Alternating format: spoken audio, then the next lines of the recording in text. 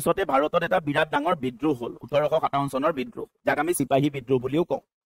আৰু এই বিদ্ৰোহটো ব্ৰিটিছ চৰকাৰৰ কাৰণে এটা বহুত ডাঙৰ তেওঁলোকৰ কাৰণে এটা প্ৰত্যাহ্বান আছিলে। ঠিক আছে, তেওঁলোকে কেতিয়াও ভবা নাছিলে যে ইমান ডাঙৰ এটা বিদ্ৰোহ ভাৰতত হ'ব। 1857 চনৰ সেই বিদ্ৰোহে ব্ৰিটিছ চৰকাৰক ভাৰতৰ ক্ষেত্ৰত কিছু আৰু সচেতন হ'বলৈ বাধ্য কৰোৱালে। ব্ৰিটিছ চৰকাৰে এই কথাটো উপলব্ধি কৰিলে যে ইষ্ট ইণ্ডিয়া কোম্পানীয়ে যি ধৰণে ভাৰতত শাসন কৰি আছে তাৰ ফলত ভাৰতীয়সকলৰ মনত যথেষ্টখিনি ক্ষোভ সৃষ্টি হৈছে, আৰু সেই ক্ষোভৰেই পৰিণতি আছিলে এই বিদ্ৰোহটো।